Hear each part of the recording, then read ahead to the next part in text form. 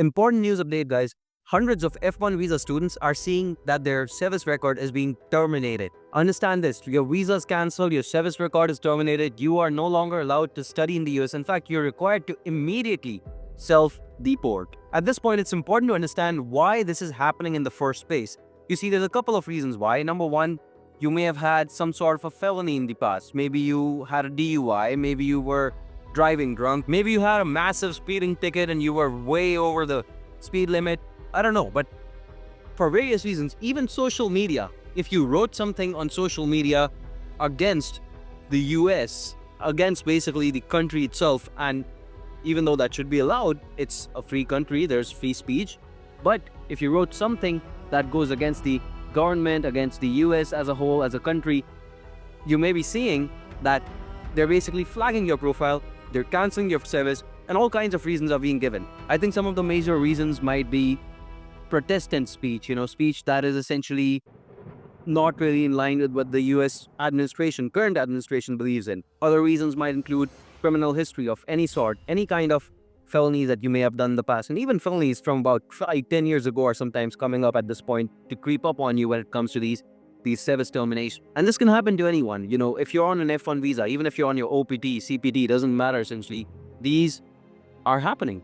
It's happening on a daily basis right now. And then there's some students, some cases, who don't even know why it's happening. They have done nothing wrong. There may be something on their social media. Maybe they got hacked. Maybe something happened. They don't know.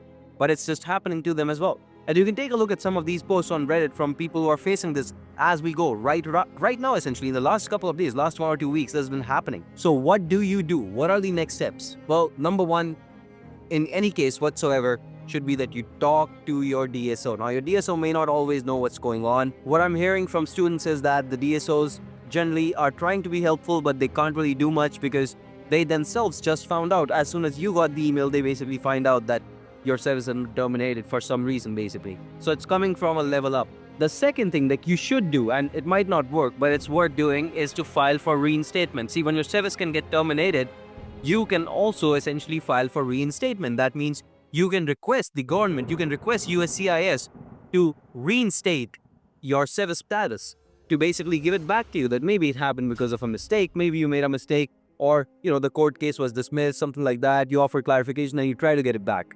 But keep in mind, this might not work because as per my record, these are being denied as well. But it's worth trying. And then there's only two other alternatives. One is that you stay in the US at the risk of essentially overstaying, because you're not allowed to do that, but then you take it to court, you work with an attorney, you try to file a lawsuit against, essentially in this case, the government itself, and you try to get your status back. Now, this can come with all kinds of risks, of course, because you are still overstaying. They can try to deport you, and even though the time is essentially supposed to stop right when essentially you file the case, in many cases, the government might argue that you overstayed.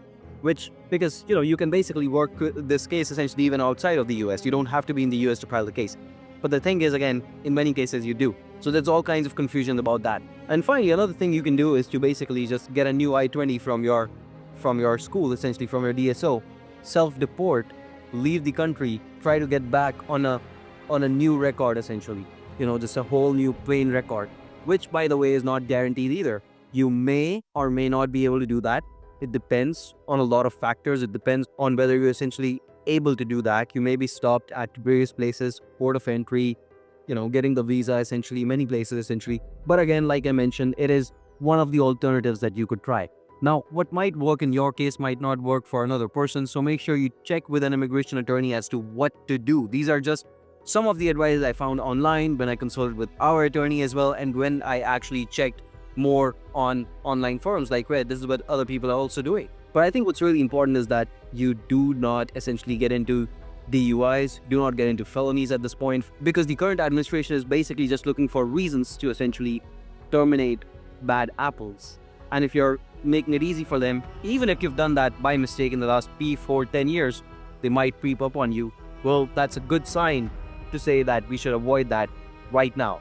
This is the time to avoid that. Now remember, I'm going to be with you through this all. I'm going to try to help you wherever possible. But with that said, subscribe to the channel, stay safe, and I'll keep you updated. And you can follow me on Instagram for more updates. You can also sign up on YMGrad, where many other students who might be going through the same journey might be facing these issues, and you can chat with them as well for absolutely free.